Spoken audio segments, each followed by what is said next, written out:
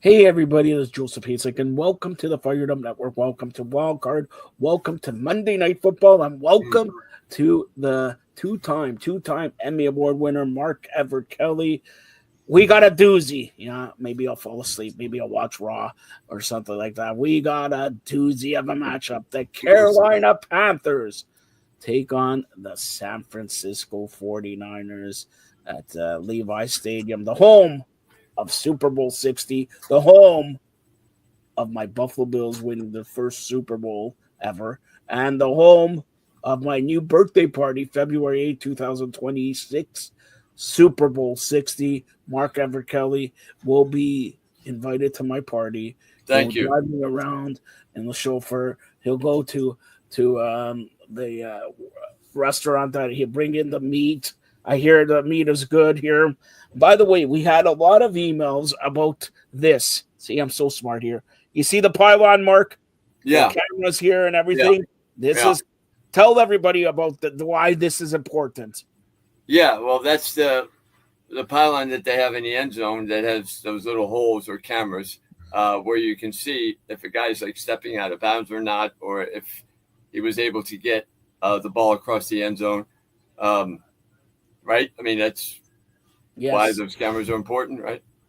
And hopefully there'll be a lot of touchdowns between Carolina and San Fran tonight. Okay. What do you expect? I think Carolina, since starting 1-3, they've won 4 games. They're 4-2, and they've beaten Green Bay. They've beaten the Jets. Really isn't. They've beaten Dallas, and they beat Miami, but they're lost. They have a loss to New Orleans at home, and that's kind of confusing. Where you're like, okay, is this team really good? They're 6-5 now. What really kind of shocked me before the year is John Gruden said that this was a team that could be, an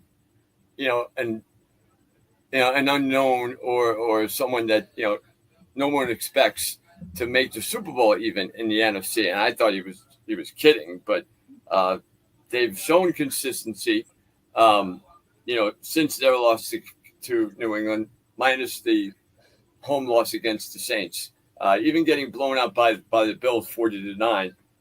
That was in one of the weeks where the Bills played well, and they lost at home to Buffalo. But the Niners they've gotten Purdy back. You saw how well he's been playing. I mean, the Niners are a little different. As much as I like Mac Jones, they're just different with him at the helm. And the Niners now are to a point where they know that their season was on the line when they were 6-4. They lost to the Rams, before they started their comeback here with Purdy and beating Arizona, which Arizona has been pretty good. They've lost a number of games in the fourth quarter, on last second kicks. And at home, I expected Arizona to play and maybe even beat the Niners that game. And then the Niners just came out and destroyed them. And Purdy had a great game. And that put them at 7-4. And I think now they're where they're going to start to separate themselves again. And them and the Rams, to me, are the two biggest.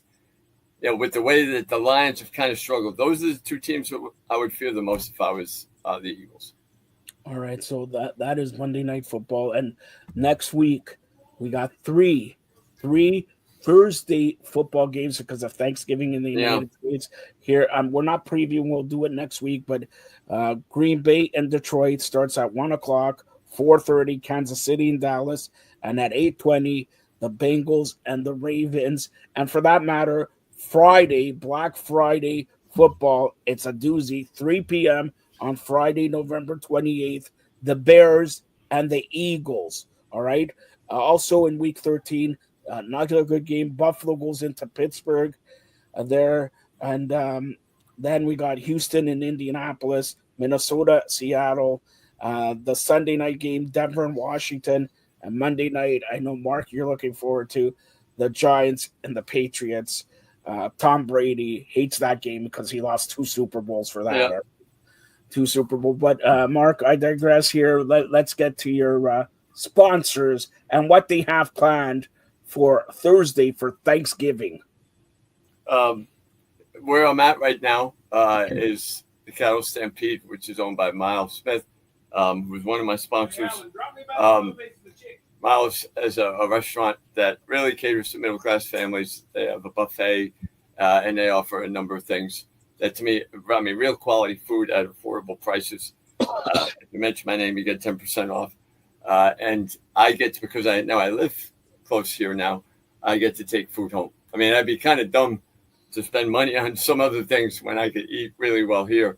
And we have Crossville's basketball team coming in, boys and girls, in about a half hour.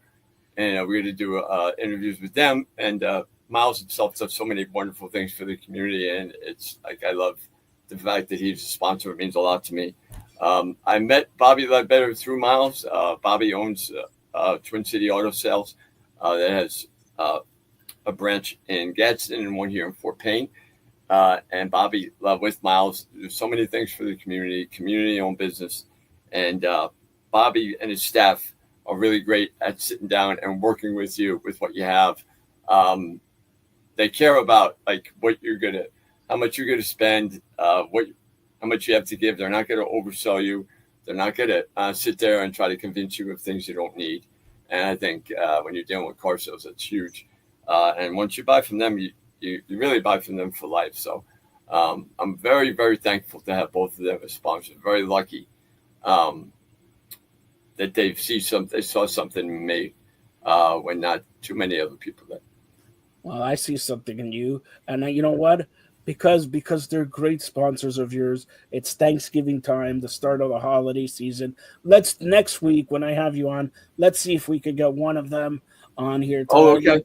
Just spread the holiday cheer and everything like that, and see if you could get me some free food. I'll send it up to Canada. Never mind. All right, so that's Mark. I think Bobby would. I'm not sure about Miles. Miles is very shy and he's shy. I'll bring out the shyness. Tell them. Don't say anything. And let's see if he says, if you say next week, I want you on the show with the president of the provinces of Canada. Uh-huh.